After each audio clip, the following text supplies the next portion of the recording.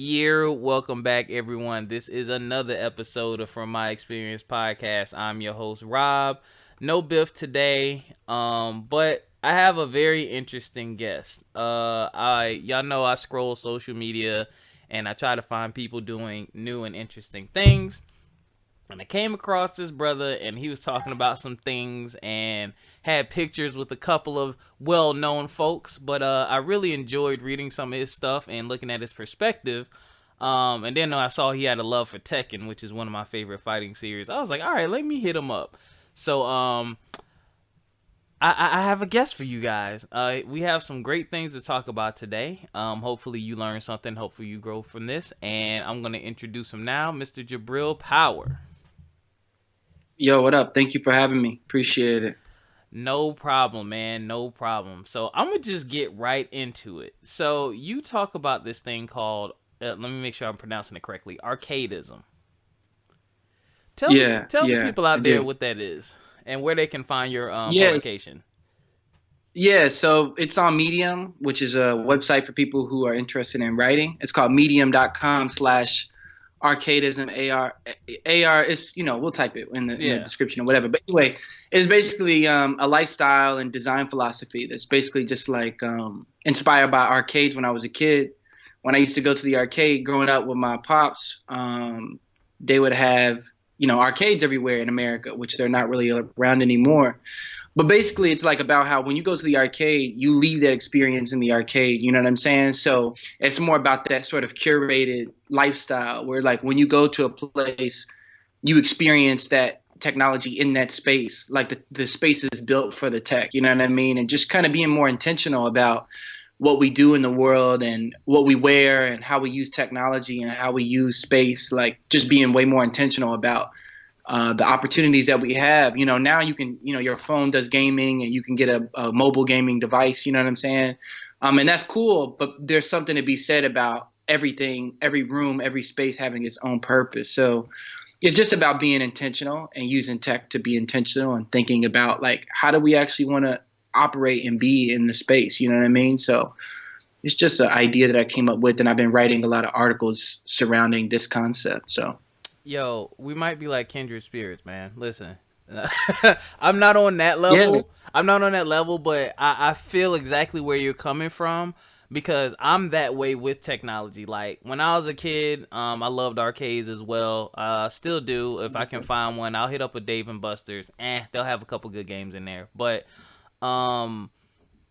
with the intentional tech piece, man, I think that's really important. Like I've always been very, very particular with what tech I buy and what I'm going to use it for, because I don't want to spend money on something to have it sit there, but two, I want to buy something that's going to enhance my life and make things easier and help me connect with people better. Like I never thought I would ever use a tablet or need a tablet. But since I bought an iPad a couple years ago when I went to New York Comic Con, I bought it just for the camera so I could film and do interviews because I was like, man, I just need something quick, fast, and easy. Right. Ever since I bought it, my iPad is more important than my cell phone. Like I use that thing constantly. I edit on it. I do all kinds of stuff on there, man, and I love it.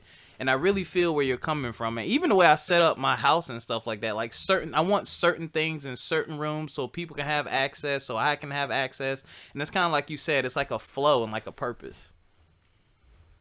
Yeah, no, that's a fact, man. Like, that's a fact. And that's good that you're using the iPad for that and you find joy and usage out of it. Utility is super important to me. Like, we don't have enough like it's just like, oh, here's all this technology, but we don't really talk about like how we should use it. You know what I mean? And what's the best way to use it? And like, I think there should just be a little bit more conversation. It's not like there's a right way or there's a wrong way, but like why? Like it's almost no conversation about this stuff. Like if you really dig on the internet, you find people who identify as like minimalists and stuff like that who talk about like using it less. But like that should be like just daily conversation. Like if everybody in the family is living in the one house and they all got a phone, the people should be talking about how they're using it and like what the best apps are and like how they're able to maximize productivity and stuff like. But instead, everybody, it seems to me, is like everybody's just locked away in their rooms, just staring at their phone, looking at stuff. And it's like, yo, like let's have fun with this tech. Like, it is fun, you know what I mean? It's a great opportunity for us to do more work and have more opportunities. So I'm glad that we use the internet to connect off this, you know what I mean? Now we're doing a podcast and people can hear our conversation. So it's like, it's the time, man, and just start breaking down those barriers and just start connecting with people, you know? Yeah, yo, and you're like, what you just said is like the key. Like, one, the isolation, people locking themselves in a room using their device or whatever, not sharing. Two, people are literally just buying the latest tech just to say they have the latest tech. And I'm like, bro, do you know what you can do with this thing? Like, do you know what you're capable of and how you can help someone else or help yourself? Like, I love when people tell me about helpful apps. I've gotten so many apps that have saved my ass, like even in the professional world. Just And I love app creators, man. I want to create an app one day. I just don't know what it's gonna be for. But though you're right that no one talks about that. Like, and I have to like dig on the internet or YouTube or look at someone else's top 10 list when someone who's sitting right next to me that I know and love and trust probably has the same information, but they're just not talking about it. Yeah, it's really weird, man. Like, for example, like I just started using Reddit like in the past year or two, and like Reddit's dope. And like, but no, like I know a lot of people use Reddit, but nobody came to me and was like, fam, like you need to be on Reddit. Like, here's why. Like, I fuck with Reddit. Like, maybe it's just the people I hang with, but I know a lot of people are on Reddit. Like, a lot of people, my friends and stuff, but nobody talks about like, you know, like outside of Reddit, of course, how cool it is. Like, and then maybe it's like they don't want people to get on it. I don't know what it is, but like, there should just be way more conversation about utility. You know what I mean? And it's just probably the way I look at the tech and the apps and stuff like that. Like, I look at it like, how can it serve me? And I guess a lot of people look at it as just entertainment. You know, and entertainment is fine, but like, you know, so, you know, more conversation. I think people need to look at what we have as a gift and start encouraging each other to be more strategic with what we do with the tech. You know, so that's kind of what Arcadism is about. You know what I mean? It's just about being thoughtful about shit. I love that, man. Definitely gonna share that link. I want you guys to read that. And another example of that, my homegirl, shout out to Natasha Carter of the HBCU podcast. The questionnaire I sent you is Jot form. Like, I did her podcast, and she was like, make sure you fill out the questionnaire. And she has her thing set up to where she sends an invite. Once I schedule, bam, Jot form sent me an email. I had this questionnaire to fill out. I was like, oh, how'd you do that? And she was like, well, go to this website, blah, blah, blah. Bam. Now I have a Jot form so I can get more information on guests ahead of time so I can do my research and things like that. So it goes back to exactly what you just said. And I think part of it too is greed. Like, I think people like to have a one-up over the next person, but I'm like, bro, there's enough room in the world for everyone to succeed. Like, seriously. Like, some people just not going to succeed, but it's like there's enough room for 2 or 3 or a few hundred or a few thousand. Like, you holding on to this one piece is not necessarily going to give you the edge over somebody else. Like, it's here and to be shared with others. But talk to me more about your YouTube page, man. You got a lot of stuff going on there.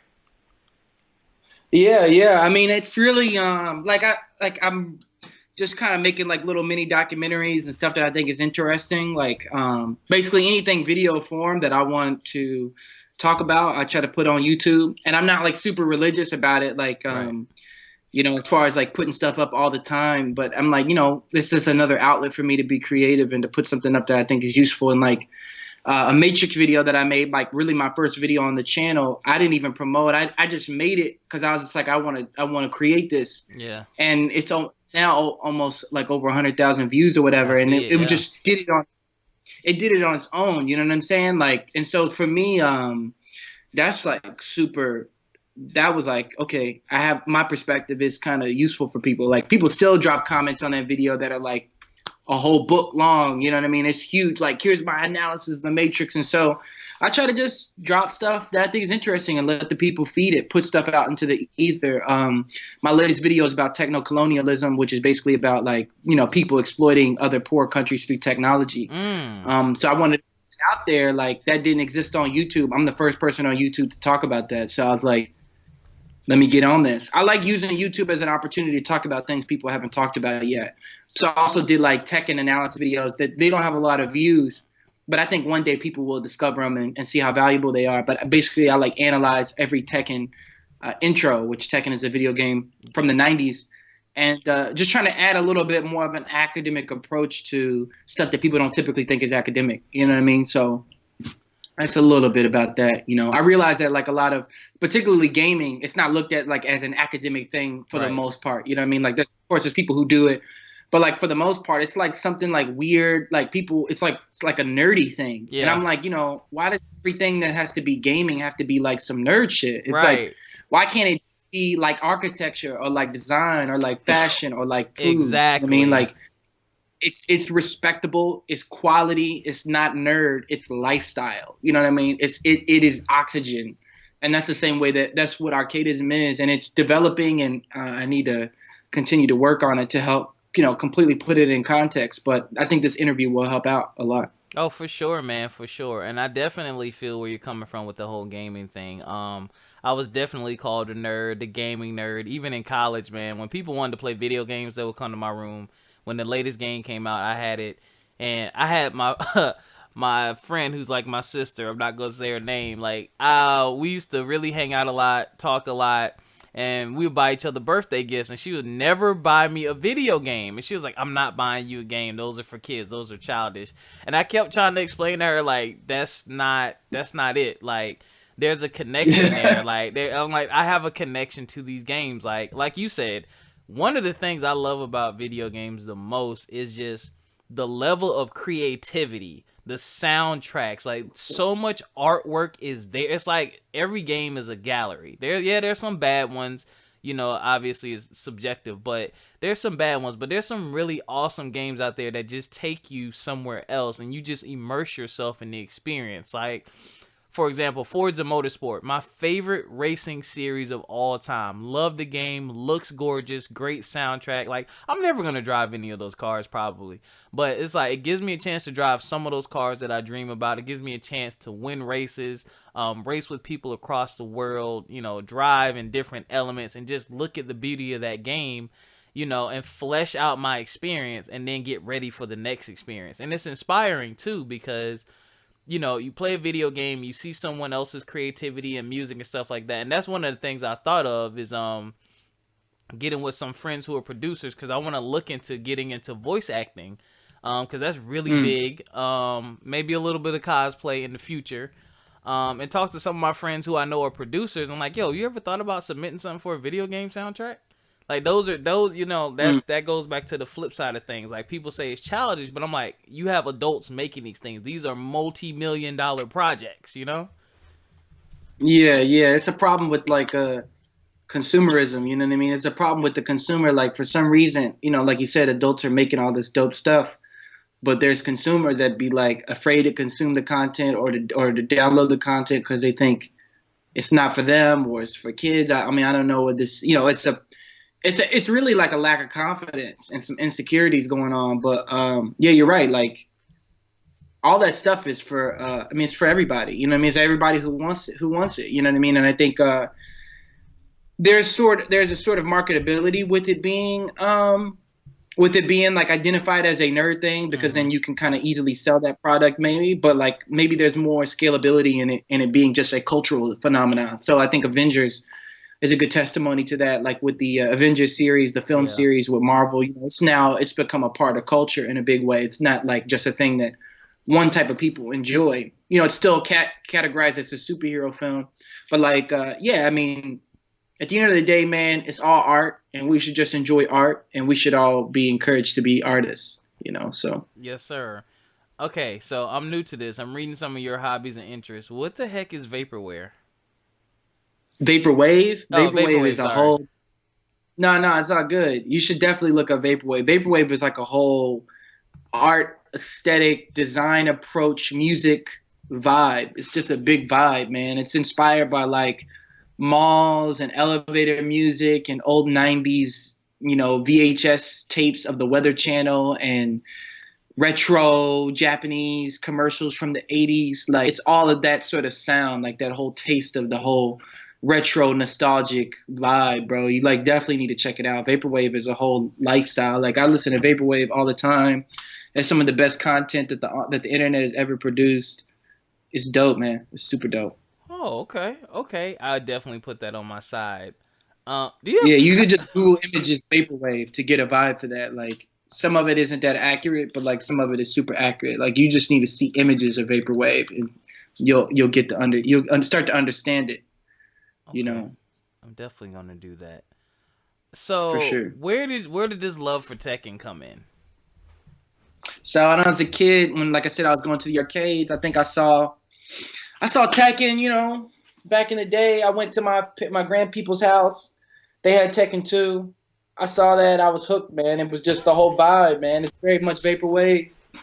It's very much 80s. Yeah. Even though the game came out in 95, it's super inspired by the 80s. You know what I'm saying? Like Kazuya has the purple suit. You know what I mean? That's like some Prince vibes. Yes. And just the vibe, man, the music, the soundtrack, like you were talking about, the whole character design. I actually just posted the soundtrack on Twitter. Like I got the actual physical Japanese Oh soundtrack. wow. Uh, yeah, I got the physical copy of that, and I put it on Twitter today, and Reddit and everything. And People don't man, know it's how just the big that design is. really got me. And then it was a fighting game, which I was really big into martial arts and kung fu and stuff and Bruce Lee films. So that's how I got into it, man. I saw King with the Jaguar mask, and I was just like, oh, facts. Like, this is the game. Yeah, King's theme from Tekken 3 is actually my ringtone on my phone. I love that one. Damn, bro. That track, that's vaporwave, bro. Ah, That's okay. vaporwave. Yeah, okay. I think I need to go down that rabbit hole a little bit deeper, man. You Um, definitely do, bro. I have a Medium article on Arcadism about 6 incredible vaporwave albums. You need to get that. yeah, I'm definitely gonna post that link for people to check out. So, Fact. your website. Let's talk about your website. And I saw you doing some talks Yeah. and some speaking. Tell me some more about these speaking engagements and how those came about. Yeah, man. Like, good question. You know, I just kind of do speaking as I see fit and as I'm inspired. Sometimes at university, sometimes at boutiques, sometimes just anywhere. Any type of like dope vibe. I'll speak at a lot of like boutiques and stuff about really philosophy, ideology, interview people about what they do. Um, a lot of my lectures are about what we're trying to talking about now, like electronics and our role in the technological digital world. You know what I mean? And I'm kind of working on some new projects, working on some books, and gonna try to talk about those books in the public sphere as well. So it's just a way for me to pop up. Like I kind of like want to do an album. I'm working on an album and I want to release it Yeah, I and like definitely want to talk to do you about more your music. speaking. Yeah. So I want to do another album, but when I drop the album, I want to do a listening party, but I also want to talk about it because God gave me that ability to be able to speak. So I'm not just an artist or just a musician, but I'm actually an academic as well. So I could talk about my ideas and talk about like the concept and the build for it. So I want to give people a whole experience. I want to bring people into the emotional art world, but I want to give them that ability to access some sort of like intellectual, academic, real shit. Like just give them some real. It's not all feeling. And it's not all mental; it's both. It's heart and mind. So that's what I'm gonna give the people in the future. Now, do you already have some music out that's available that people can listen to? Oh yeah, yeah. You just type in Jabril Power on any platform: Spotify, iTunes, Bandcamp, all of it. Apple Music. It's out there in the ether. SoundCloud. My music's on everything. A lot of the music that I made was with I work with just different artists, and those artists helped me kind of curate a different sound. A lot of the music was like chill wave or ambient. My last project that I put out, I think, was with Squibs, who's from Kansas City. I think he's really dope, really dope. We did a virtual reality simulation project for a song called Heroes. It's super crazy, trippy. Wow. Just type in Jabril Power Heroes on YouTube, virtual reality. You could put the glasses on, all that Oculus Rift, all that. What? He's an incredible designer. Yeah, it's sick. It's super crazy. And that was the last project that we did. I also have some project with Elias Habib under a band called Abandoned Mall Arcade. And that was like kind of like the first flag in the ground to kind of realize, oh shit, like I'm really into arcades and I need to keep pursuing that. Abandoned Mall Arcade. It's like electronic, industrial, progressive, scythe, guillotine, death, killer, fire music. It's so slick. I just do different projects, and now I'm working on a hip hop project, like just pure beats and rhymes, like just pure soul, death, Ninth Wonder, Pete Rock, Alchemist, Gangstar vibes. Like that's my next kind of goal, is to put out a project or series of projects under that sort of emotion. So it's time, piece by piece, we just build the whole Gundam. You know what I'm saying? Dude, you you know what's funny? You sound like someone correct me if I'm wrong, but you sound like someone who's literally living out their dreams. Like everything that you're talking about, I can hear the passion, I can hear the conviction, and you're actually doing it. You're doing something that very few of us do. Like this podcast for me is something that came about that I love to do, and it's something I'm probably going to do this until I'm old, gray, and crusty. You know what I'm saying? Playing Fact. video games is something I'm gonna do till I'm old, gray, and crusty.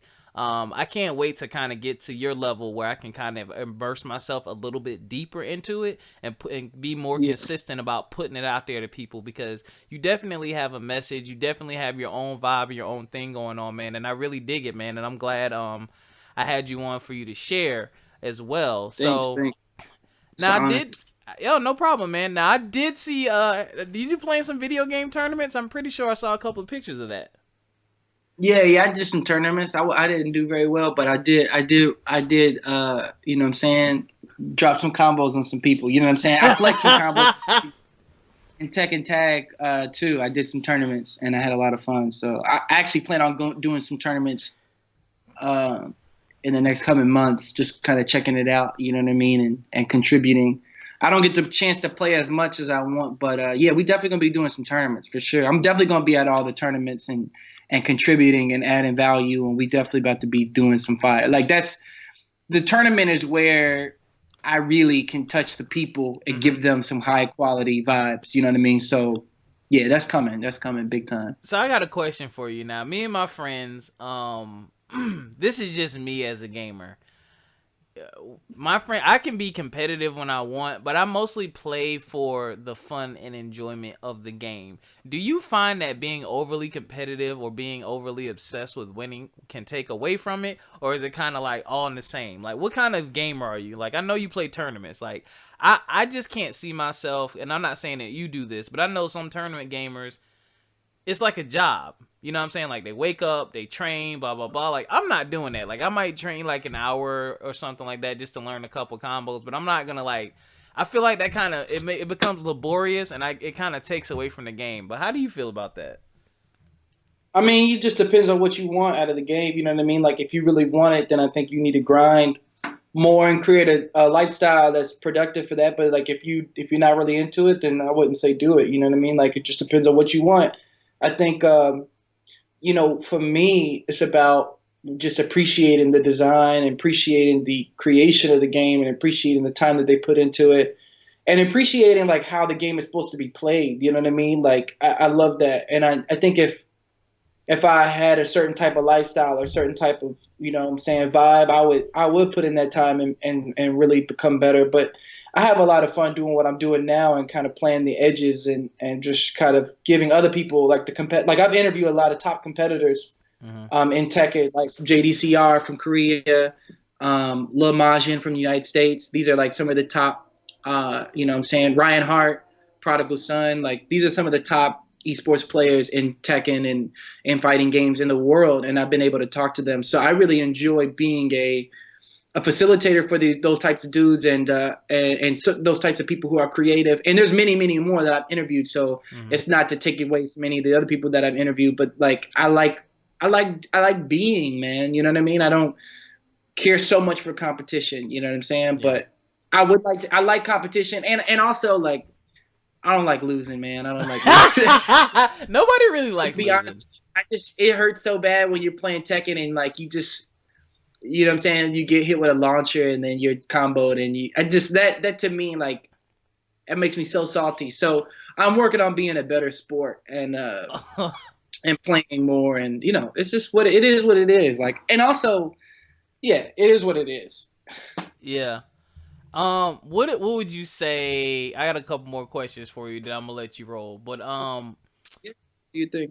What is your favorite? I guess I don't know how old you are. I'm 34, so I've been through a couple of eras of gaming. I started on Nintendo, then I got the whole Super Nintendo, Sega Genesis, then PS1, N64. I skipped Sega CD and all that, and then 360 and PS3, and now we're at Xbox One and PS4. I kind of left Nintendo by the wayside because financially I couldn't. Well, right now I only got one console. I couldn't afford to support 3 consoles or even 2 consoles. But what would you say your favorite era of gaming is or has been? PlayStation 1 for sure. PlayStation 1 era. Really? Like that. Yeah, like the jewel case. You know what I'm saying? That was Yeah. like I mean, I had fun in a lot of areas. Like I had a lot of fun on the 360. I had a lot of fun with the PS2. I had a lot of fun on Super Nintendo. I had a lot of fun. I mean, I had fun with all the games, you know. Yeah. But PlayStation 1, from an aesthetic approach, is like the most fire. It's a gray console that's clean. It looks kind of like a building. You know, it looks kind of like a building structure. The PlayStation 1, because it's like it's rectangular, but it's got a circle inside. You know what I mean? Like Yeah. it kind of looks like a presidential type building, like a Pentagon type vibe. You know what I'm saying? Like if you could fly over the PlayStation 1 and that could be like a building, like a government building. You know what I mean? It's all gray. It's cold. You know what I mean? And plus, it's got the jewel case CDs. So it's got like, you could put those CD, like Tekken 3 CD, you could put in a CD player like music and it would play the music. You know what I'm saying? So like that whole games being next to your music because they were in those jewel cases, that shit is fire. Yeah. Also Tekken 3 is on there, Tekken 2 is on there. Those are some of the best games ever made. I agree. Metal Gear Solid 1 is on there, you know what I'm saying? Yes. What else is on there? There's so much dope shit. Brave Fencer Musashi is on there, which is a cold game, cold vibe. Oh yeah. I think it's Chrono Cross or something like that. Yep. Street Fighter Alpha 3. Oh my god. You know what I'm saying? Street Fighter, Marvel vs. Capcom, X-Men vs. Street Fighter, all that shit is like, that artwork during that time, man, was like unbeatable, bro. The artwork was just like crazy, next level. Like, and there's many more games that I could mention, but yeah, I think PlayStation 1 is definitely. I think of what happened? I said I think you nailed it. I think of that transitioning era from the straight up gaming, call the homeboys over and y'all game, to the online. If you draw the divide between where online came in, I think PS1 was definitely the epitome. N64 for me was a close second because they had the best wrestling games. And I love the 4 players in one console. That was dope too. But yeah, you're right, man. I'm just thinking about all those PS1 games I had, man. You could scratch those discs to hell and it would still work. Yeah. They Crash Bandicoot, all Crash Bandicoots on PlayStation 1. You know. Yep. They had Croc, all that shit is on there, man. The PlayStation 1 is just incredible, bro. It's incredible. But all of them, all the systems are incredible for different reasons. I mean, if you ask me tomorrow, I might say Super Nintendo. You know what I mean? Like I might, it just depends. Like I love them all, man. They're all good. Yeah. Dreamcast is cold too. Dreamcast is very cold. Like, man, what Dreamcast will always have a special place in my heart. Yeah, Dreamcast was about to take that PlayStation 1 vibe to the next level, because it was also like white, cream, like almost gray color, and that it's called Dreamcast, bro. Yeah. Like they were about to be super vaporwave. Like, I mean, it was just gonna be crazy. So if you like all those systems, like during that era, the 90s era, you definitely need to get into vaporwave for sure. It will bless your life, bro. It really will. It's some of the best music I've ever heard in my life. I'm gonna definitely do that, and I DJ too. So now you got me thinking of some vaporwave vibes. There you go. I got a playlist for you. No problem. Absolutely, man. Dang, you got me thinking about Dreamcast. Dreamcast to me was ahead of its time, man. Nobody was doing what they were doing. They messed up with the GD ROMs though. You put a scratch on the game, that was it, and it came and it went so fast, man. Yeah, that's a fact.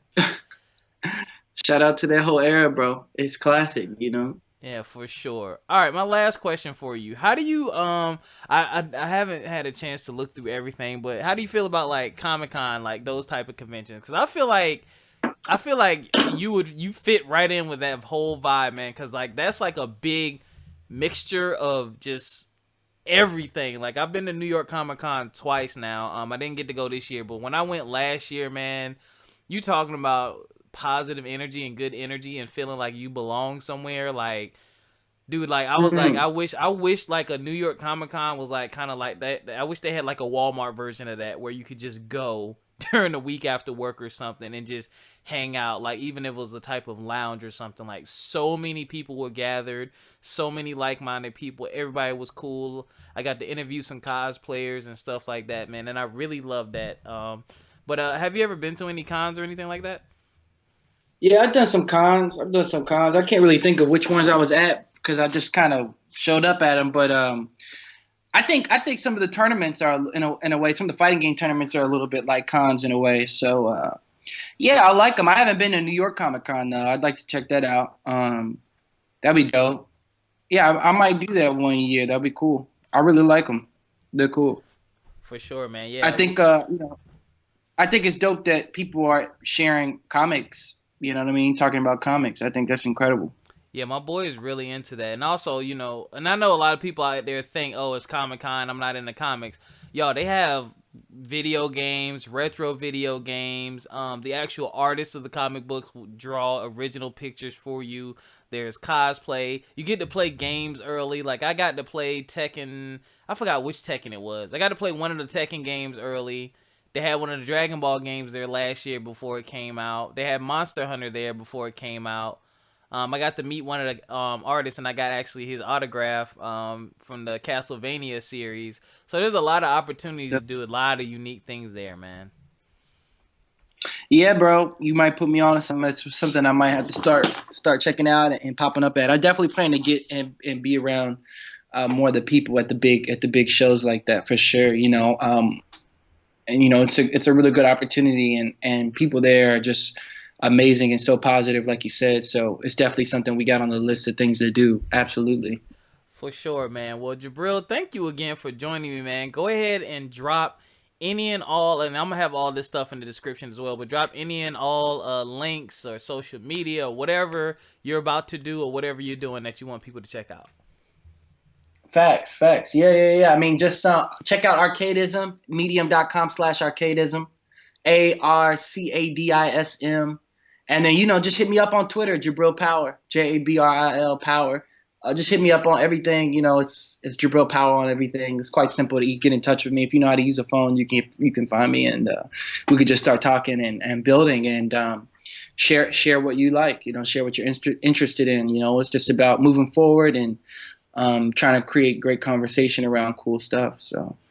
Word. And y'all already know, y'all can check us out From My Experience Podcast on Facebook, FME_podcast on Instagram. You can email us, FMEpodcast1@gmail.com or From My Experience Podcast@gmail.com. Either way, I'll get both of those emails. You already know I'm complete_vision. Shout out to Stacy Cash, my co-host. And we will catch y'all next time. Peace.